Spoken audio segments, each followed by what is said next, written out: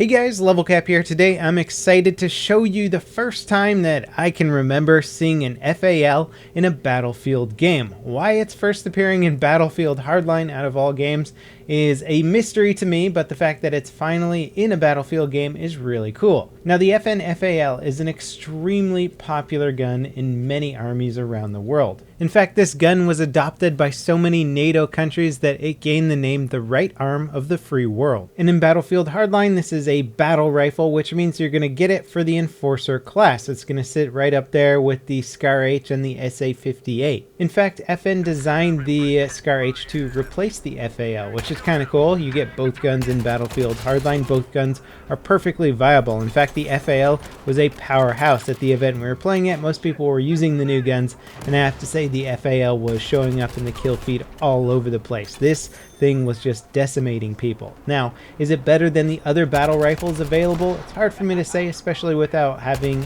exact stats to look at, but I will say that it's an extremely good gun. Out of all the battle rifles available, it has the highest rate of fire, clocking in at 700 rounds per minute. So in a sense, it is the highest damaging per second battle rifle available in the game, and I found no problems controlling the accuracy of this weapon. So I have a feeling the FAL is going to be top dog when it comes to battle rifle performance. And considering that I already thought the SA-58 and Scar H were incredibly good guns, the FAL coming in with an even higher rate of fire, meaning more damage per second, doing a maximum of 43 to kill your opponent, is absolutely going to wreak havoc on the battlefield. Now there is a new ammunition type for the Enforcer class called armor-piercing tracer rounds. You can load these into any of the battle rifles in the game. They're going to increase your recoil, they're going to add a tracer effect to your shots, but they're also going to penetrate armor.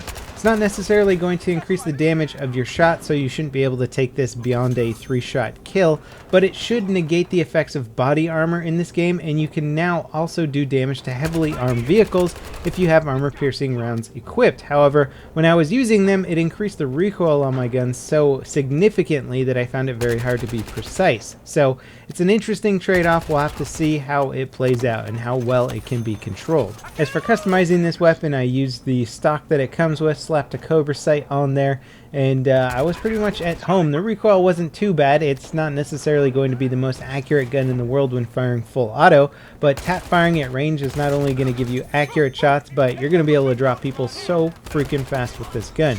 Considering that the minimum damage I don't believe will drop below 25, you're going to get a guaranteed 4-shot kill no matter what the range is on your opponent, and at any of the closer ranges you'll be getting a nice consistent 3-shot kill. Now, like many of the other battle rifles, you have a 20-round magazine, so you can't necessarily just hold down the trigger and go to town all day, but you should have no problem getting 2 or even 3 kills per magazine because you do so much damage per shot. And in fact, the FAL is really challenging all the other guns in the game in terms of damage per second. Sure, the K10 beats this gun DPS wise in close range, but beyond that, the FAL is pretty much king. There's no assault rifles that can stand up to the DPS of this gun at medium or even longer range. The only problem is that you have to burst fire this weapon. You can't really full auto it like you could with an assault rifle. And in this clip here, I'm using the tracer rounds, and you'll see just how much more the weapon is kicking and how much more difficult it is to control. Now, as far as armor-piercing rounds go when negating body armor, I like the idea of that. In fact, it's something that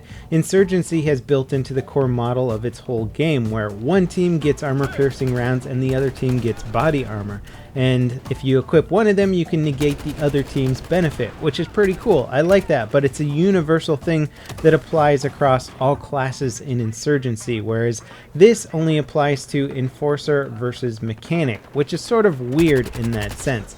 Granted, the armor-piercing rounds still do extra damage to vehicles, which is definitely something you should consider because there's a lot of heavy armored vehicles in this game, and this is just going to give you one extra weapon to fight them with. Especially considering that you have ammo boxes you can drop down. Armor-piercing rounds using against light armored vehicles are going to do more damage, and they're going to do actual damage to armored vehicles. So you can just keep dropping those ammo boxes and pumping round after round into armored vehicles that are really far away from you. So as far as the FAL is concerned, it is a beast of a weapon. If you like battle rifles, this is probably going to be one of your new favorite ones to use. I can't find any faults with the weapon as of yet.